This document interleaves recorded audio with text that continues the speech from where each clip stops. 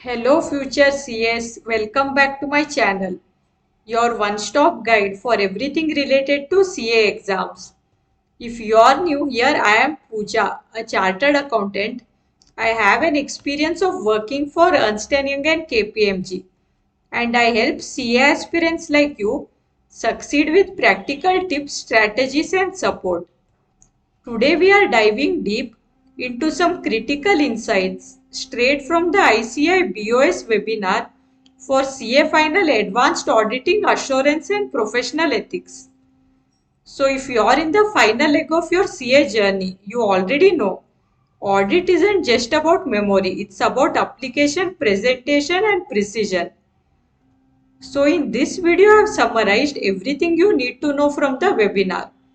So we'll be discussing the following, the syllabus and the section wise weightages so that you can study smart, the right sources to study from, the question paper pattern and how ICI expects you to write the answers, how to crack application based question as well as direct theory question, time management strategies, do's during the study leave and during the exam, and most commonly committed errors in the previous exam which you should not repeat in your attempt, plus tips for written practice that can take your marks from average to AIR worthy.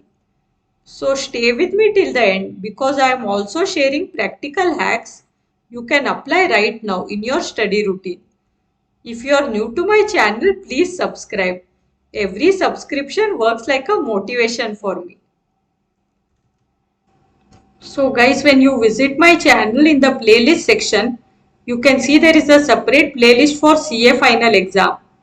And there is also a playlist for CA final auditing, CA final AFM, and also there is a playlist for this case scenario booklet where I'll be adding more videos by solving the case scenario questions. There is also a playlist as CAGPT for students. In this I have made some videos demonstrating different techniques in which you can use CAGPT while preparing for your CA exams. So please visit my channel and you can watch all of these videos. So let's start the video. So the first point discussed in the webinar was the syllabus and the section wise weightages. So let's quickly have a look at it. So here I have the syllabus of auditing. So we have section 1. This covers chapter number 1 to 11 and the weightage allotted for this is 45% to 55%. This section comprises of the highest weightage. So almost 55 marks will come from this section itself. So ensure you study this section properly and do not use any shortcuts for this section. Go through all the chapters thoroughly from this section. Next we have section number 2. This comprises of chapter number 12 and the weightage for this is 3% to 6%. That is minimum 4 marks to maximum 6 marks question will come from this chapter. And then we have section number 3. This comprises of chapter number 13 to chapter number 17. And the weightage for this is 17% to 24%. And minimum 20 marks to maximum 27 marks will come from this section. Then we have section number 4. This comprises of chapter number 18 and the weightage for this is same as section 2, that is 3% to 6%, and the marks will be minimum 4 marks to maximum 6 marks. Then we have last section number 5, but this is one of the most important section, that is chapter 19, professional ethics and liability of auditors. The weightage for this is 17% to 24%. So the marks allotted for this is 20 marks to 27 marks. So this section is also very important. Section number 1 and section number 5 are important. However, do not ignore the other chapters. It is very important to study all the chapters from the syllabus. So the next point discussed in this webinar was sources from where you should study. So the first source is your ICI study material. And then you have the integrated case scenario booklet. So in this you can find case scenario based MCQ. So it is very important to practice this. And then you have the model test paper. So this is the compilation of different mock test papers. So you can practice this. Then you have revision test papers.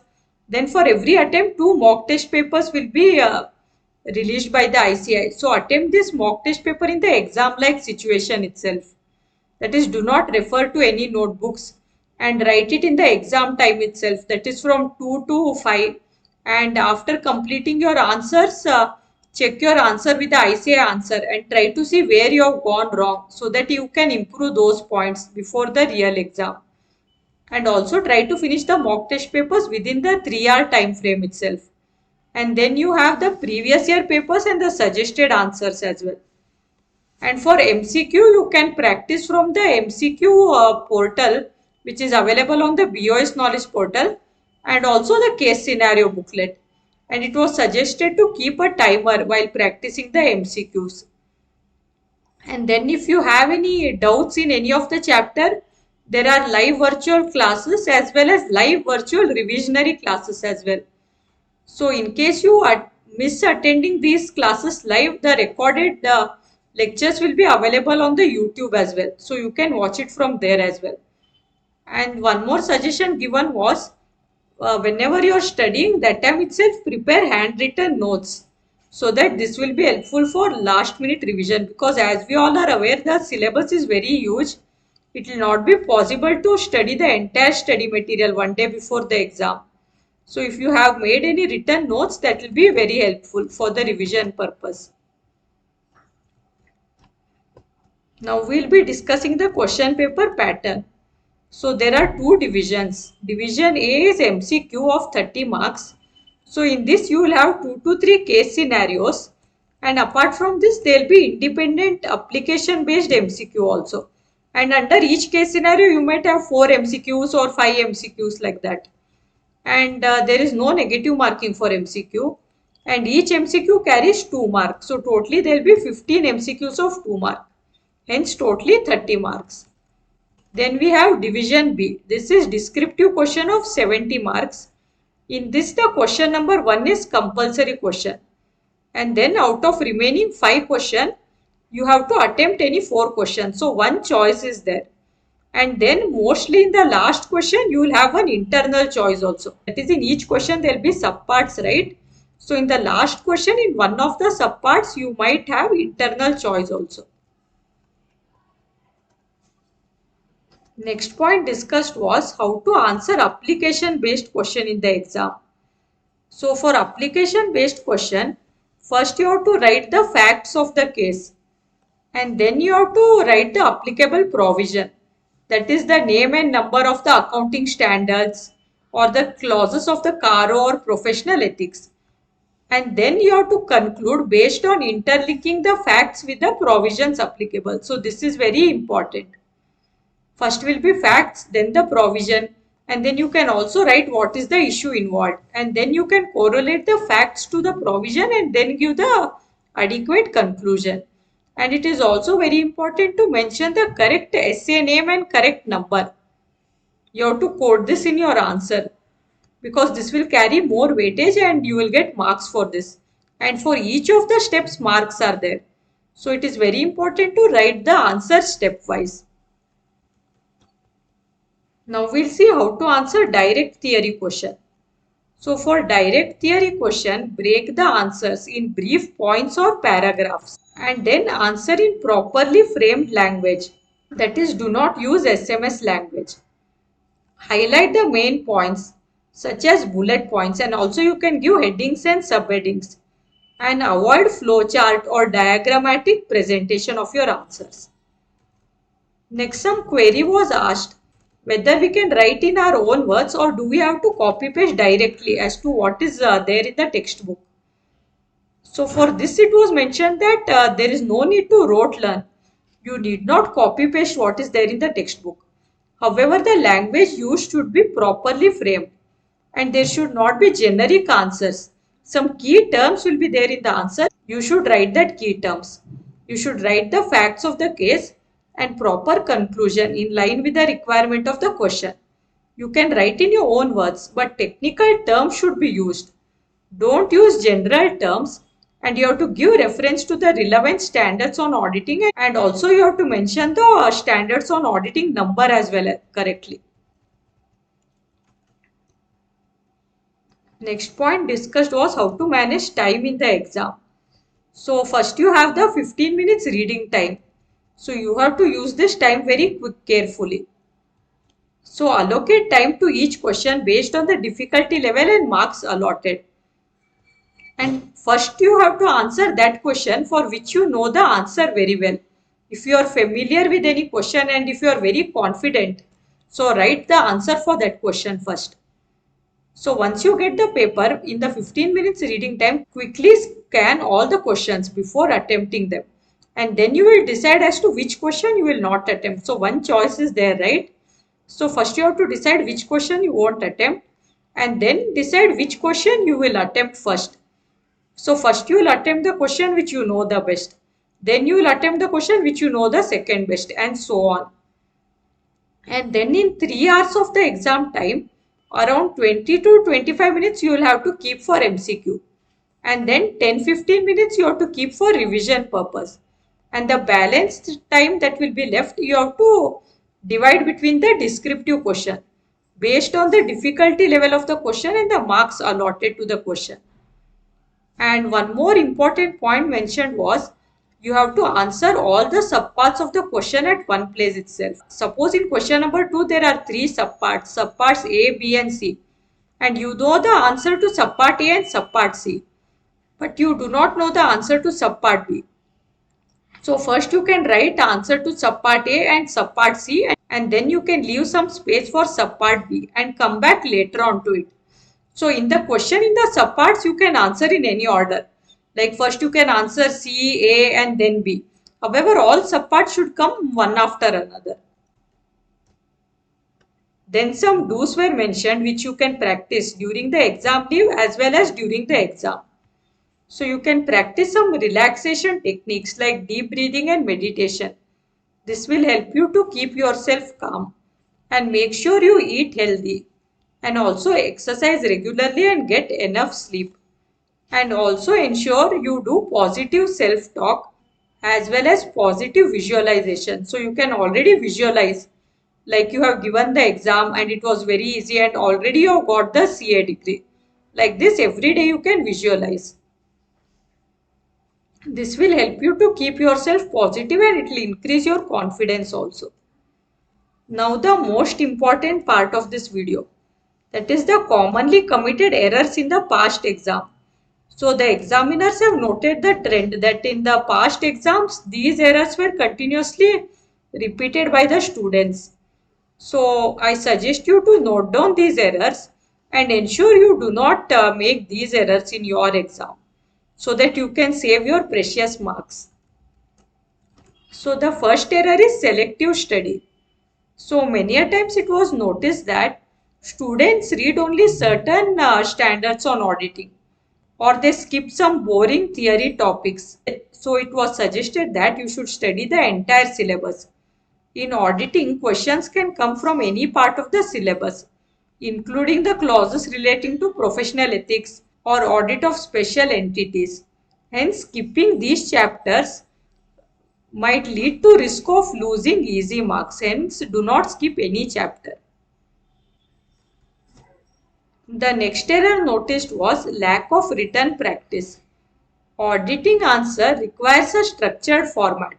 So as I mentioned above, first you have to write the facts, then the provision, then the issue involved, and you have to also quote the standards on auditing and the standards on auditing number as well. And then you have to give the conclusion. So without written practice, most of the times it was noticed that students often struggle to present the answers neatly, and also they do not mention the essay number or mislinking the facts with the correct clause under the exam pressure. Hence it is very important to do the written practice. The next error noticed was not reading the question carefully. So audit paper often twist the facts in the case studies. A question may indicate internal audit, but the student might answer about statutory audit. So you have to be very careful while reading the question. as to the question relates to which provision or which standard on auditing. So missing such details leads to giving an entirely irrelevant answer. Hence it leads to loss of marks. The next commonly committed error is improper utilization of the reading time. So in the first 15 minutes, students should identify easy questions and plan the time allocation. So in auditing, this also helps you to recall the relevant essay number or Caro clause before starting to write. So jumping in to write the answer without proper planning can lead to getting stuck on one long question. So you might get stuck on one question itself. So utilize the reading time correctly. And when you're reading the question at that time itself, link the question to the different standards on auditing or the different Caro clauses. Next commonly committed error was insufficient revision. So auditing has a lot of memory based content, that is essay name, clauses number, ethics, provisions, etc. So without periodic revisions, you might forget exact wording and numbering, which costs presentation marks in the exam.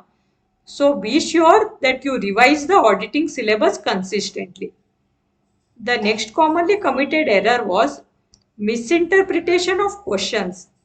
So sometimes the question might ask, discuss the auditor's responsibility. But the students were confused and they wrote the procedures instead. So misreading whether the question is about responsibility, reporting requirement or procedures. This leads to partial or wrong answers. Hence it leads to loss of marks. The next error noticed was weak conceptual understanding. So memorizing the essay points without understanding their logic makes it hard to tackle application based question. For example, knowing essay 240's title fraud isn't just enough. You must understand why auditor is not responsible for preventing fraud but still has certain detection responsibility. The next error noticed was unable to apply concepts. So auditing exam test application, not just definition. So if you can't connect the facts given in the case scenario with the relevant auditing clauses, and if you cannot draw a proper conclusion, you might lose marks even if you know the theory correctly. So as mentioned earlier, written practice is very important. Some tips were given for written practice. So do daily written practice. Allocate at least 45 minutes daily for practicing answer writing. Solve past year papers. So for past year papers, practice writing the full length of answer. Also when you are practicing writing the answers, follow the structure that we discussed. The facts of the case, the provision, issue involved and conclusion. So by this way, you will be able to write in the same format in the exam. And also you can exchange your answer sheet with your study partner or mentor and you can ask them for the feedback. Otherwise, you can also compare your responses with the ICI suggested answer and you can see where there is room for improvement. Let's see the benefits of written practice. So this improves your answer structuring skills. It enhances speed and accuracy. It builds confidence in recalling concepts under pressure. And it also reduces stress and anxiety on exam day. And this also will help you to write legibly in the exam. So to wrap it up, remember, start with what you know the best to build confidence. Presentation matters. Neat, structured and examiner-friendly answers get noticed. Focus on the engagement, quality control review and important clauses. They are high scoring if written well. Avoid the common mistakes seen in the past exam. Don't let silly errors cost you marks. And finally, master effective time management. Because even perfect knowledge won't help if you cannot complete the paper. So now it's your turn. Pick one of these tips, apply it in your next mock test paper and watch the difference it makes. If you found this video helpful, hit that like button. Share it with your CA friends. and subscribe for more exam focused strategies. All the best for your exams, and I will see you all in the next video.